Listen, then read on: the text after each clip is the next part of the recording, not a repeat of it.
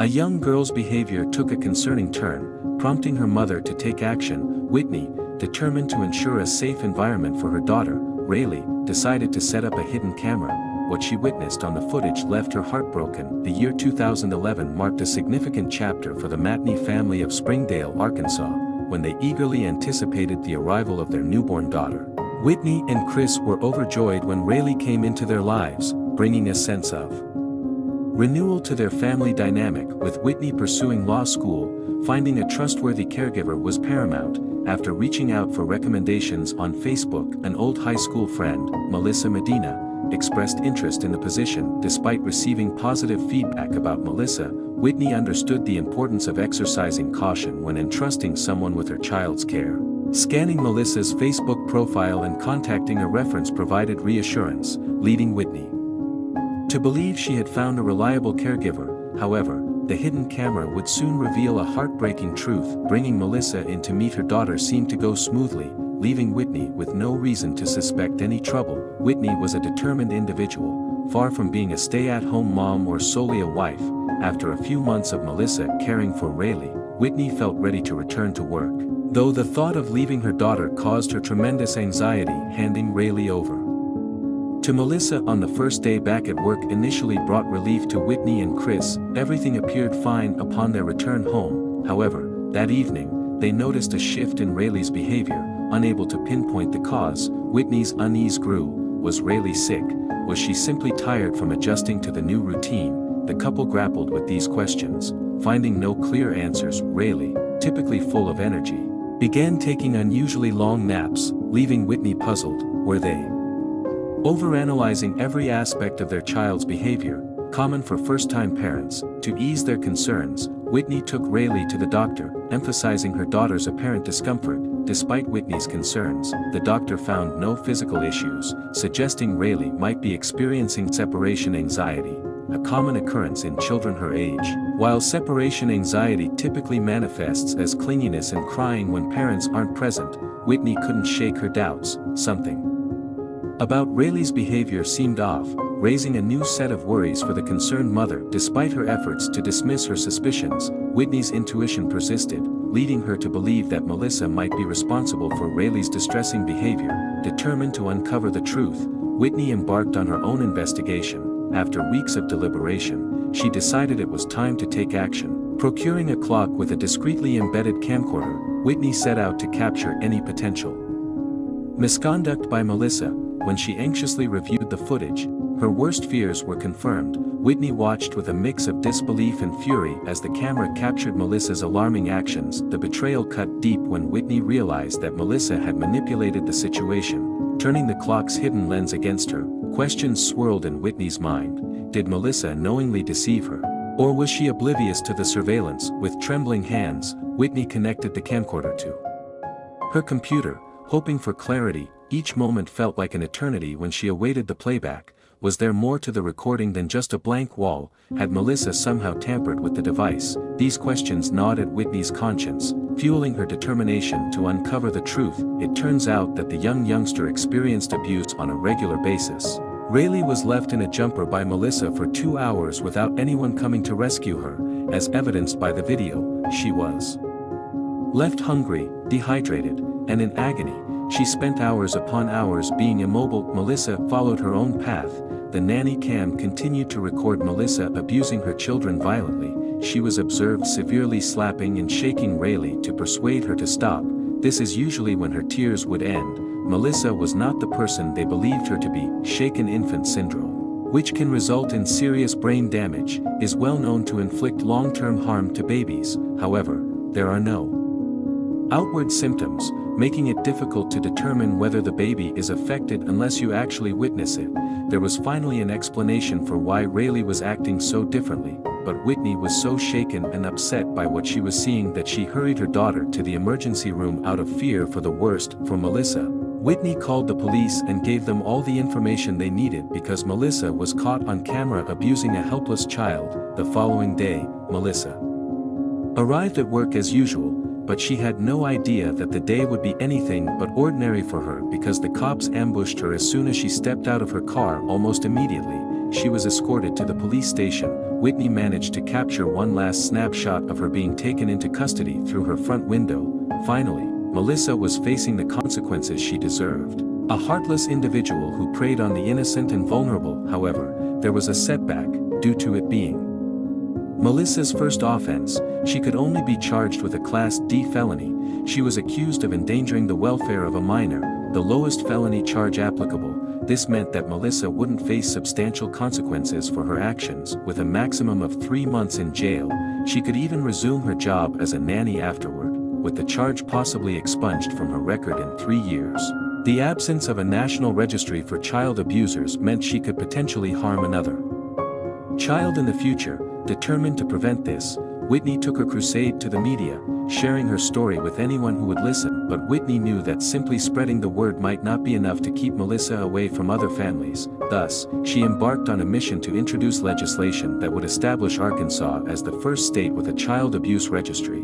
This registry would ensure that anyone convicted of abuse would be listed, providing vital information to protect children. Despite Whitney's efforts, Melissa had yet to offer her side of the story, and for seemingly good reason. Melissa never engaged with the media or provided any explanations for her actions.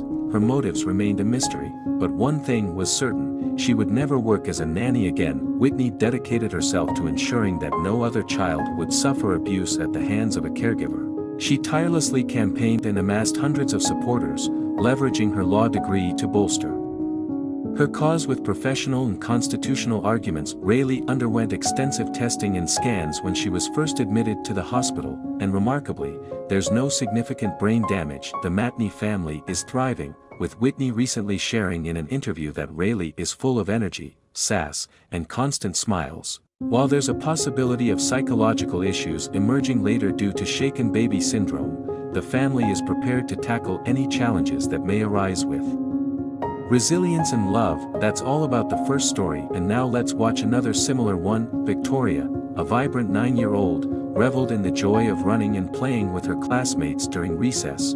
Her favorite time of the day, dodgeball, jumping rope, and making new friends, filled her with happiness, offering a respite from the challenges she faced at home. Though she struggled with math and often made silly mistakes in exams due to nerves, Victoria remained a dedicated student, harboring dreams of becoming a veterinarian to care for adorable animals. At home, life was a stark contrast. Victoria and her father, Rodrigo, lived in poverty, grappling with the void left by the tragic loss of Victoria's mother and 2 younger siblings in a devastating bus accident 3 years prior. What was meant to be a joyous trip back from the beach turned into a nightmare when the tour bus, a makeshift vehicle Rodrigo could afford, suffered a tire blowout, careening off a cliff in a catastrophic accident. Only Victoria and Rodrigo survived, but the physical and emotional scars lingered, reshaping their lives forever. Despite the hardships, Rodrigo devoted himself to Victoria's care, spending countless hours by her side during her recovery and beyond. However, Victoria's well-being took a concerning turn when she complained of discomfort in her private areas, prompting the intervention of the authorities. As the truth unfolded, shock rippled through the community, shedding light on a harrowing reality Victoria had silently endured. He was abruptly dismissed from his job, left without any form of compensation, plunging him into a state of despair when he grappled with the daunting task of caring for his remaining children. At 35 years old, Rodrigo, though relatively young, found himself debilitated by a lingering leg injury sustained from the accident, rendering him incapable of pursuing physically demanding work. Moreover, the trauma from the incident had transformed him into a withdrawn and taciturn figure, a stark departure from his former self. Victoria, though unable to fully comprehend the extent of her father's anguish, sensed the profound shift in his demeanor. Desperate to alleviate his burden, she took on household chores, diligently tidying up and assisting wherever she could. However, her efforts seemed futile in appeasing her father's perpetual discontent. Juggling 2 jobs acquired in recent months to sustain the household, Rodrigo scarcely had time or energy to engage with his daughter, his exhaustion palpable. From his nocturnal employment, left to navigate much of her existence alone, Victoria maintained a resilient spirit, finding solace in the familiarity of school. It was her sanctuary, a realm where she could momentarily escape the weight of her familial struggles. However, the semblance of stability shattered one fateful day when Rodrigo returned home, seething with pent-up rage, his knuckles white with tension. Sequestered in her room, Victoria recoiled at the sound of the door's forceful closure, her heart quickening with trepidation.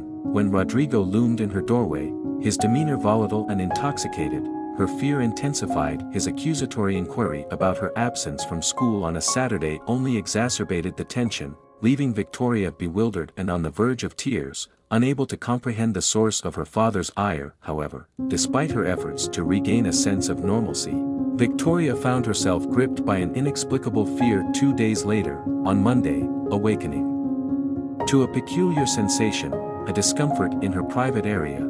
She couldn't shake the feeling that something was amiss. With her father already departed for work, she proceeded through her morning routine, albeit with a lingering unease gnawing at her. Dressing herself, she swallowed the remnants of stale coffee her father had brewed days prior, and set off for school. However, with each step, the discomfort intensified, casting a shadow over her journey. By the time she reached her classroom, the discomfort had escalated into a persistent ache, rendering concentration impossible. With the minutes passed, the pain only grew more pronounced, prompting Victoria to seek solace in the upcoming recess. Once outside, surrounded by her peers, Victoria attempted to distract herself with play. However, with each movement, the pain sharpened, a sensation akin to being cut from within. Unable to mask her distress, she confided in her friends, who, at a loss, decided to seek help from their teacher.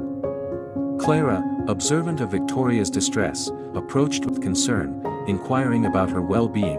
Overwhelmed with embarrassment, Victoria struggled to articulate her agony, her gaze cast downwards. Eventually, she mustered the courage to reveal the source of her discomfort, pointing to her private area. Alarmed, Clara pressed for further explanation, coaxing Victoria to disclose if she had confided in anyone at home. Caught off guard, Victoria hesitated, prompting the teacher's curiosity to peek further. Under Clara's persistent questioning, the pressure mounted, and Victoria reluctantly divulged that her father was her sole caregiver at home. Clara's concern deepened upon hearing this revelation. She realized she knew little about Rodrigo, who had never participated in parent meetings, leaving his character and behavior a mystery. Aware of the potential dangers faced by children in vulnerable situations like Victoria's, Clara cautiously probed further, questioning if there had been any unusual behavior from her father at home. Victoria, overwhelmed by conflicting emotions, remained silent,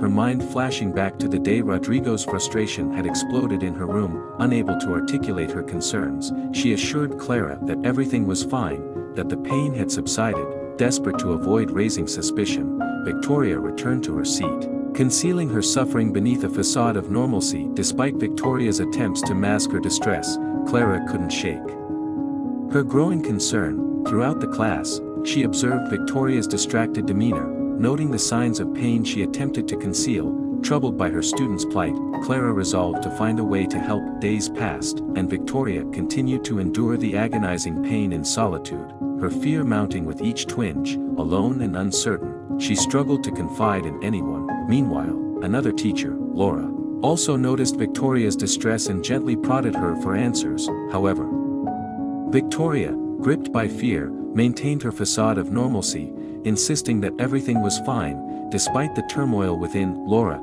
sensing something amiss, conferred with her colleagues and school authorities, expressing her concerns. With Victoria's well-being at stake, the school launched an investigation into her home life, determined to uncover the truth and offer support. With the inquiry unfolded, Victoria remained trapped in her silence, haunted by memories of her mother and the pain that seemed unending. She longed for her terribly. With the days passed, Victoria's anguish persisted, her strength dwindling, and her ability to cope diminishing. Most of her time at school was spent sitting alone, devoid of friends to converse with or to distract her from her inner turmoil. Observant mothers of her fellow students began to take notice of her despondency. They observed her sad countenance and downcast demeanor as she walked with her head hung low, approaching her with friendly intentions. They sought to extend warmth and welcome, yet Victoria remained apprehensive. Aware of the seriousness of her home situation and the potential danger she and her father faced, Victoria remained guarded. Concerned teachers continued to monitor Victoria closely, engaging her in conversation and observing her behavior. They noted her heightened anxiety whenever the topic turned to her father.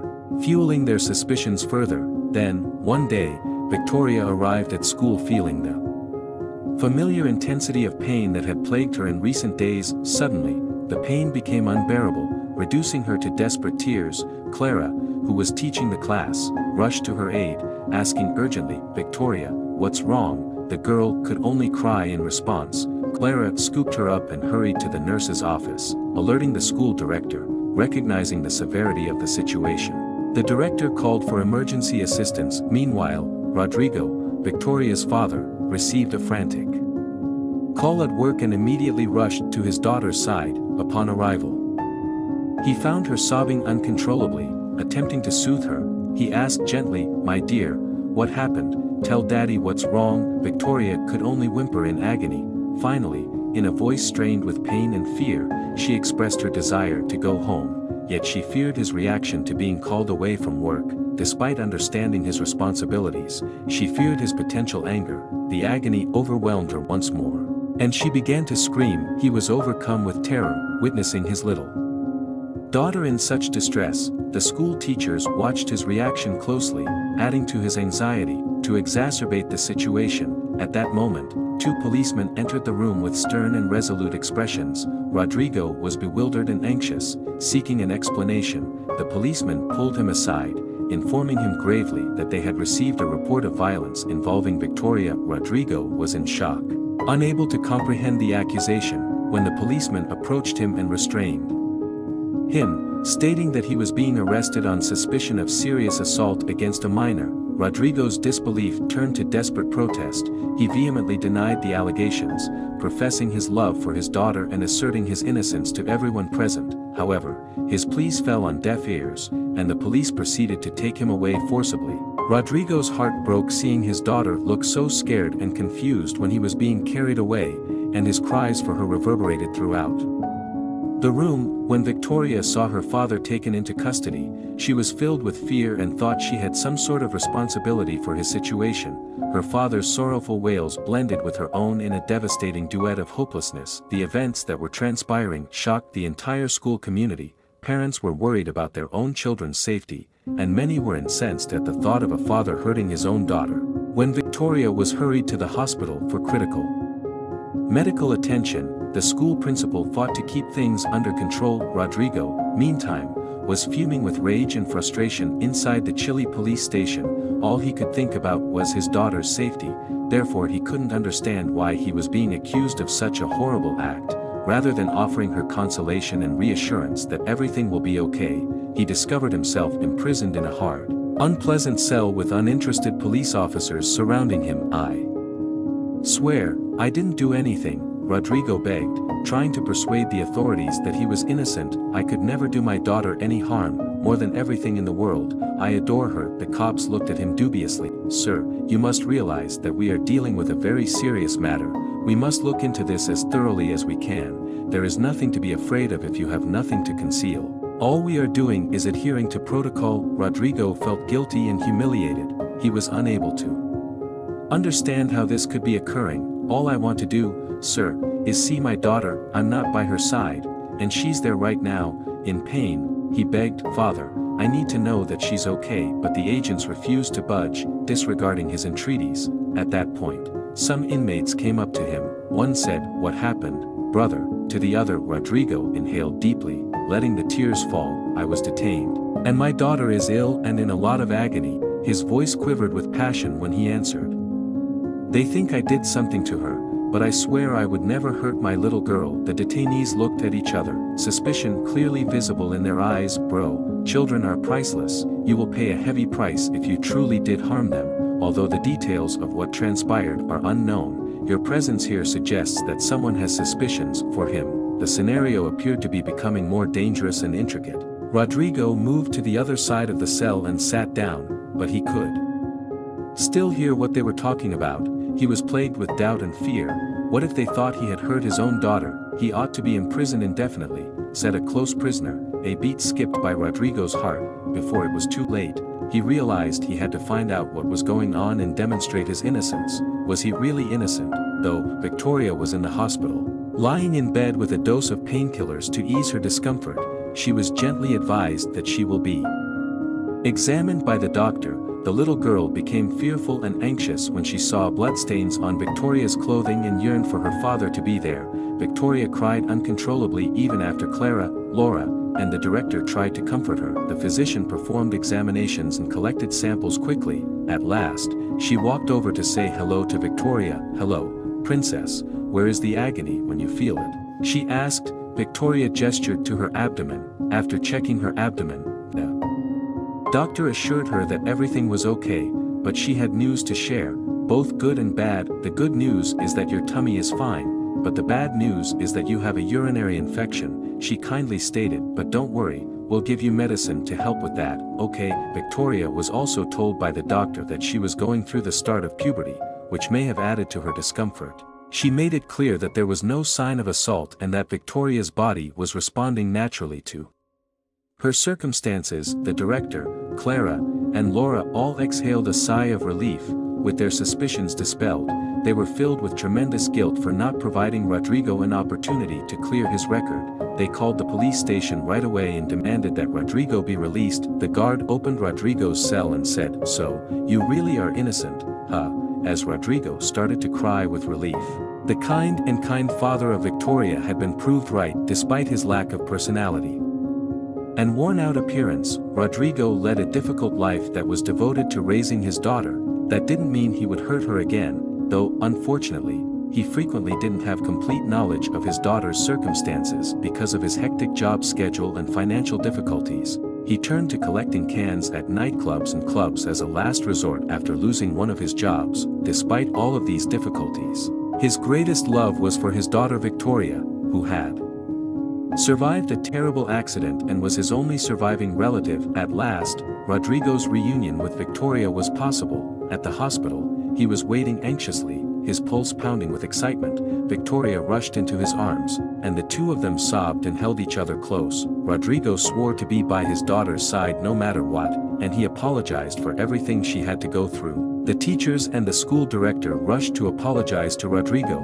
acknowledging the mistake that had been made. The gynecologist then reassured Rodrigo that Victoria was unharmed and explained the misunderstanding. Grateful for the news, Rodrigo felt immense relief and gratitude. As a gesture of apology, the school director offered Rodrigo a job as a doorman, providing him with a more stable income to support his daughter. Rodrigo accepted the offer with happiness, knowing it would bring greater comfort and peace of mind to their lives. In the end, Victoria was healthy, and Rodrigo was cleared of all wrongful charges. Through it all, Rodrigo realized that his love for his daughter had only deepened, and nothing could ever come between them. Above is today's story. If you like it, please subscribe and give it a thumbs up. See you next time.